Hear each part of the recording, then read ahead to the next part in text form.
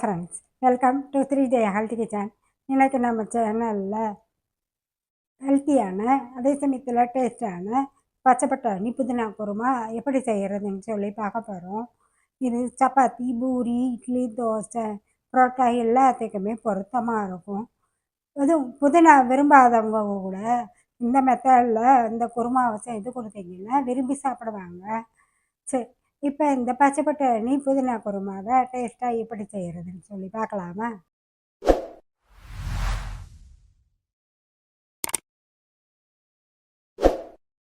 இந்த குருமா பண்ண ஃபஸ்ட்டு ஒரு மிக்ஸி ஜாரில் 4 பச்சை மிளகாய், 1 கப்பு புதினா தழை, 1/4 கப் கொத்தமல்லி தழை போட்டு 2 டீஸ்பூன் பொரிகடலை, 1 டீஸ்பூன் கொத்தமல்லி பொடி போட்டு கொஞ்சம் தண்ணி ஊற்றி நல்லா நைஸாக அரைச்சிக்கோங்க. 2 டீஸ்பூன் பொரிகடலை போடுறது குழம்பு குழப்பக்காகவும் டேஸ்ட்டுக்காகவும் போடுறோம்.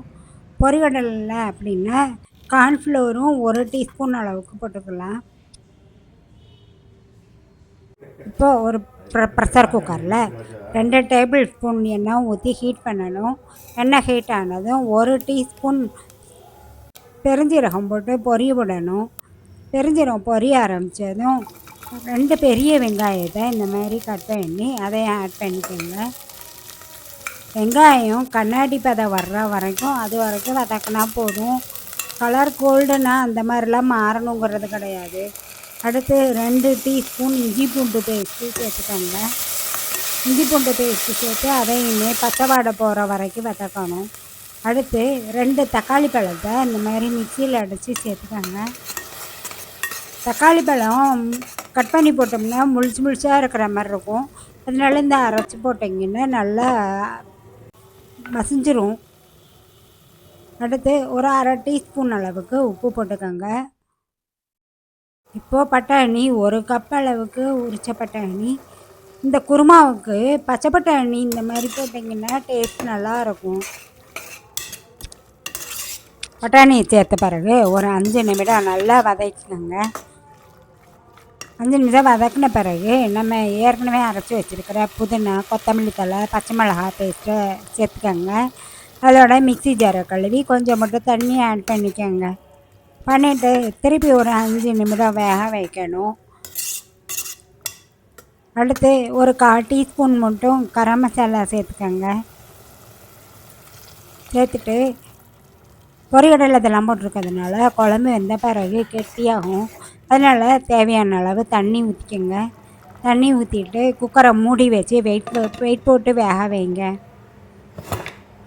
குக்கரில் ஒரு விசில் வந்ததும் ஒரு 5 நிமிடம் சிம்மில் வச்சுட்டு அடுத்து ஆஃப் பண்ணிங்கன்னா சரியாக வரும். பட்டாணி நல்லா வெந்திருக்கும். அதுவும் பச்சை பட்டாணினால சீக்கிரமே வெந்துடும். பட்டாணி, வெங்காயம் எல்லாமே நல்லா வெந்திருக்கணும். அப்போ தான் இந்த கிரேவியோட டேஸ்ட் நல்லாயிருக்கும். அதாவது பச்சை பட்டாணி வெந்த பிறகு லைட்டாக இனிப்பு டேஸ்ட்டு கொடுக்கும். அந்த இனிப்பு டேஸ்ட்டு, காரம், புளிப்பு எல்லாம் கலந்து இந்த குருமா அருமையான டேஸ்ட்டில் இருக்கும். இந்த குருமா சப்பாத்தி, பூரி, இட்லி, தோசை எல்லாத்துக்குமே பொருத்தமாக இருக்கும். அதுலேயும் ஹெல்த்தியான குருமானால சின்ன குழந்தைய பெரியவங்க எல்லாத்துக்குமே ரொம்ப நல்லது. இந்த குருமா ஒரு தடவை வச்சு பார்த்தீங்கன்னா அடுத்தடுத்து இதே குருமா தான் வைப்பீங்க. அவ்வளவு டேஸ்ட்டாக இருக்கும். இந்த புதினா பட்டாணி குருமாவை நீங்களும் வீட்டில் செய்து பாருங்கள். செய்து பார்த்துட்டு டேஸ்ட் எப்படி இருந்ததுன்னு சொல்லி கமெண்ட்ஸ் பண்ணுங்கள், லைக் பண்ணுங்கள். வீடியோ பிடிச்சிருந்தால் மறக்காமல் சப்ஸ்கிரைப் பண்ணுங்கள். பக்கத்தில் இருக்கிற பெல் ஐக்கானையும் கிளிக் பண்ணிக்கோங்க.